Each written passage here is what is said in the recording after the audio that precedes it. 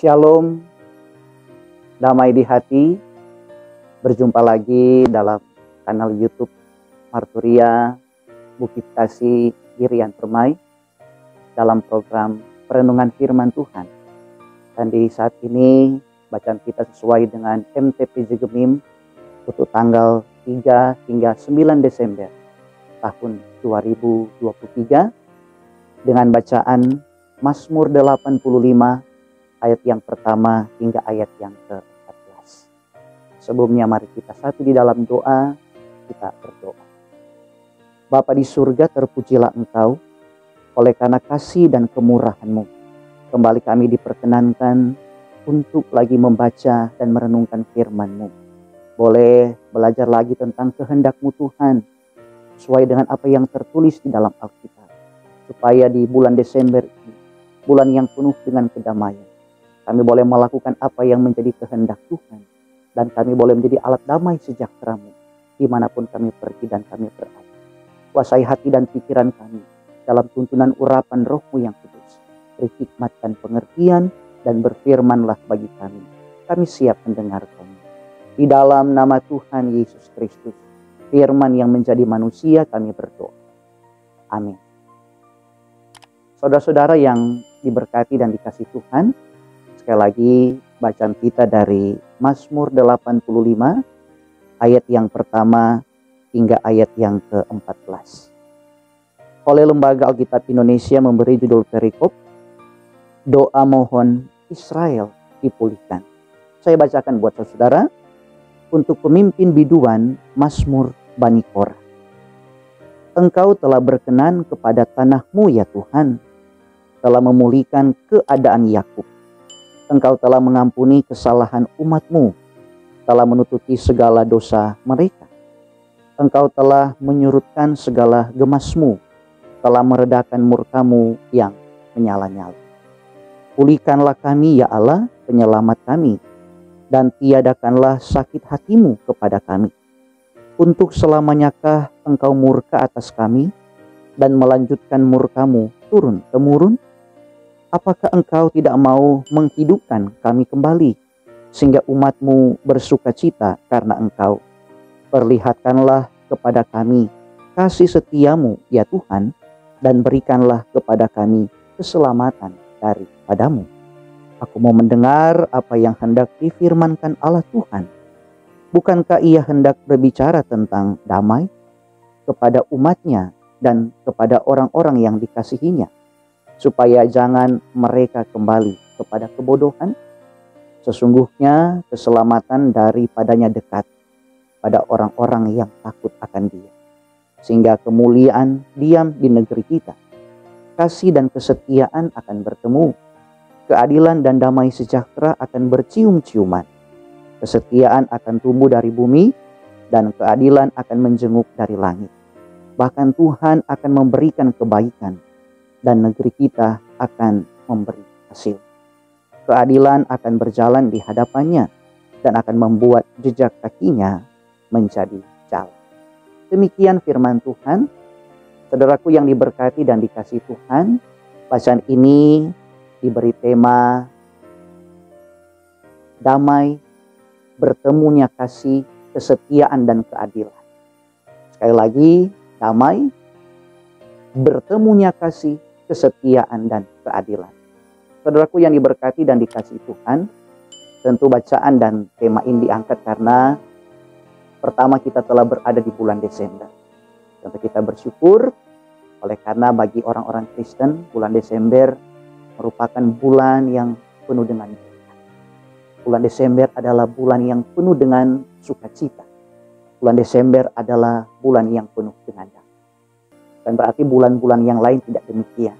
Tetapi ada suasana yang begitu sangat berbeda. Kan ada candaan rohani yang mengatakan bahwa ketika orang Kristen yang biasanya pelit, tiba-tiba jadi pemurah. Biasanya pemarah, jadi peramah. Biasanya jahat, tiba-tiba menjadi baik. Berarti itu tandanya bulan Desember telah tiba. Dan sebagai gereja, kita memasuki perayaan Minggu-Minggu Advent. Dan perenungan ini untuk Minggu Advent yang pertama. Advent dari bahasa Latin adventus yang berarti kedatangan. Maka sebagai gereja kita dalam penantian perayaan akan peristiwa lebih dari 2000 tahun yang lalu tentang kedatangan Sang Raja Damai yang kita peringati setahun sekali di setiap tanggal 25 Desember. Tapi juga sebagai gereja kita dalam penantian kedatangan Tuhan Yesus Kristus yang kedua kali ke dalam dunia untuk menggenapi kerajaan damai dan sejahtera. Saudaraku, hal yang kedua, mengapa bacaan dan tema ini diangkat? Oleh karena di bulan Desember ini pun kita sebagai bangsa dan negara tentu dalam tahapan pemilu. Telah masuk pada masa kampanye, di mana tentu melalui kampanye ini, melalui perpolitikan yang ada di Indonesia, tentu rawan dengan berbagai perselisihan, pertikaian, rawan dengan berbagai hal-hal yang dapat merusak akan damai itu sendiri. Oleh karena politik praktis, oleh karena keegoisan dari orang-orang tertentu yang memaksakan kehendak politiknya terhadap orang lain. Sehingga dapat menyebabkan pertikaian, perselisihan hanya oleh karena berbeda pilihan secara politik. Saudara-saudara, seharusnya pesan damai melalui iman Kristiani mempengaruhi segenap kehidupan perpolitikan di bangsa. Bahkan dapat mempengaruhi segenap sendi-sendi kehidupan berbangsa dan bernegara. Bukan sebaliknya. Sungguh sayang ketika yang terjadi sebaliknya. Ketika politik praktis dan sifat egois yang merusak damai yang ada di bulan Desember. Dan karena itu saudaraku yang diberkati dan dikasihi Tuhan, tentu siapa yang tidak mau merasakan damai. Siapa yang tidak ingin negaranya damai. Siapa yang tidak ingin keluarganya merasakan sejahtera. Siapa yang tidak ingin hatinya tentram. Tetapi realita yang terjadi sering berbeda dengan apa yang didapat. Yang terjadi itu kekerasan, kerusuhan, keributan yang sudah membudaya di sana sini. Di sana sini dengki, iri terjadi setiap hari. Karena itu kita merindukan damai. Tetapi damai bukan sekedar berarti aman dan tentram. Pengertian Alkitab tentang damai begitu luas. Mulai dari yang jasmani, seperti badan yang sehat dan cukup sandang pangan. Sampai yang rohani, seperti pengampunan dan keselamatan dari Tuhan.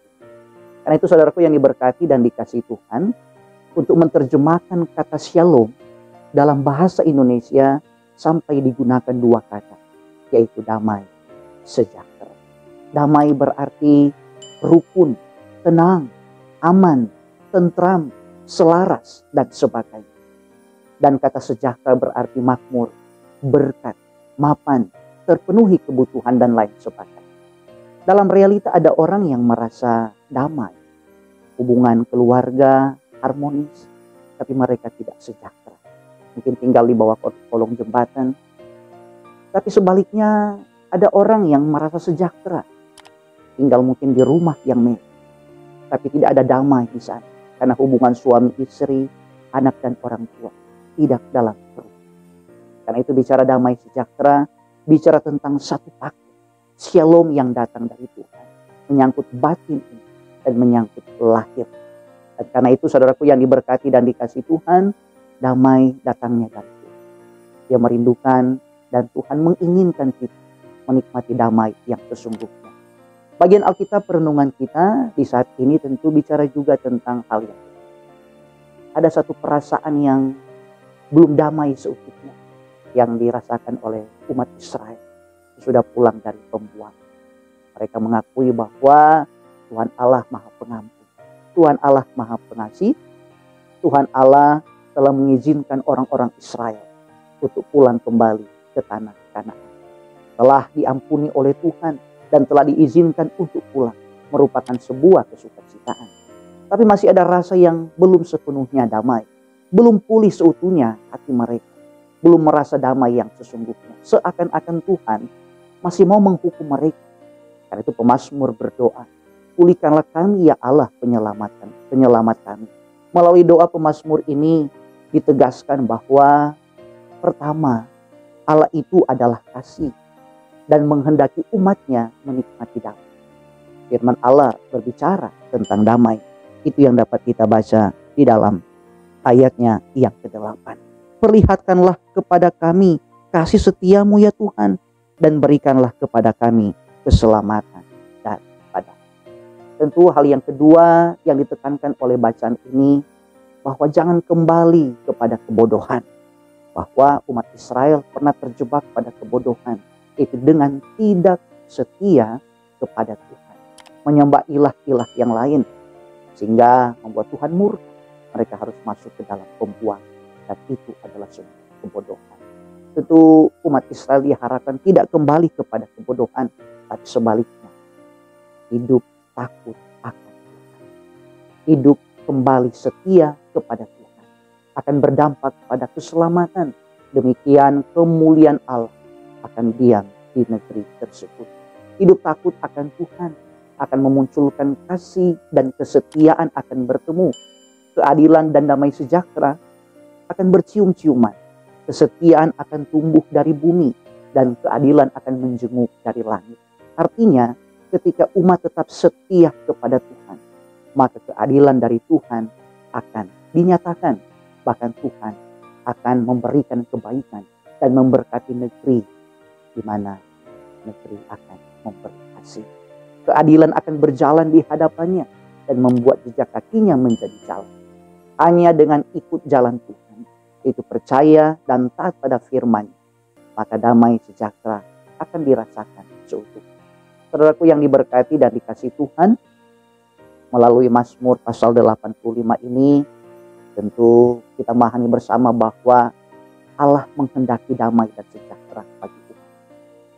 Tentu dari bacaan ini kita belajar tentang bagaimana sikap pemazmur yang ketika belum merasakan damai seutuhnya, pertama yang ia lakukan adalah berdoa dan bermohon pemulihan yang datang. Kalau di bulan Desember ini kita belum merasa damai, mari kita berdoa, mohon kedamaian dari Tuhan, baik menyangkut pribadi, menyangkut keluarga kita, bahkan menyangkut daerah kita di mana kita berada. Kita berdoa untuk negeri ini supaya boleh merasakan damai yang datang di tengah-tengah panasnya perpolitikan bangsa. Itu dengan berdoa kita memohon segenap kasih dan kemurahan Tuhan dalam negeri ini damai, kota kita damai, kota kita sejahtera. Demikian kita pun akan menikmati damai dan sejahtera di dalam. Saudaraku yang diberkati dan dikasihi Tuhan, bacaan ini juga mengatakan kepada kita bahwa Allah itu pengasih dan pengampun. Seperti orang Israel yang diizinkan pulang, demikian kita semua dikasihi oleh Tuhan. Tuhan tentu membenci dosa, tetapi Dia mengasihi orang-orang yang berdosa. Dengan kasih yang besar, Ia mendamaikan kita melalui Putra Tunggal, Tuhan Yesus Kristus. Dan itulah yang sementara kita nantikan. Baik perayaan tentang kelahirannya, kedatangannya ke dalam dunia, dan kedatangannya yang kedua kali ke dalam dunia di minggu-minggu Advent. Saudaraku yang diberkati dan dikasihi Tuhan, dan karena itu kita yakin Tuhan Allah Maha Pengampun, Dia Maha Pengasih, Dia Maha Penyayang. Sehingga hal yang berikut diharapkan kepada kita. Ketika Tuhan Allah telah mengulurkan tangan kasih-Nya, maka sebagai manusia kita pun harus mengulurkan tangan kita, yaitu dengan takut akan Tuhan dan tetap setia hanya kepada Tuhan. Tentu ketika umat setia kepada Tuhan, maka kasih-Nya akan datang ke dalam bumi. Ketika bumi tetap setia, ketika umat tetap setia, maka Allah dengan kasih yang besar akan memberkati. Bahkan pun negeri akan memberi hasil ketika kedamaian Tuhan dinyatakan. Perhatikan di sana sini, ketika damai sejahtera tidak ada, ketika kekacauan terjadi, maka yang terjadi adalah kelaparan, bahkan kehancuran sebuah negeri. Tapi ketika damai yang dirasakan, maka segenap masyarakat akan menikmati ketentraman.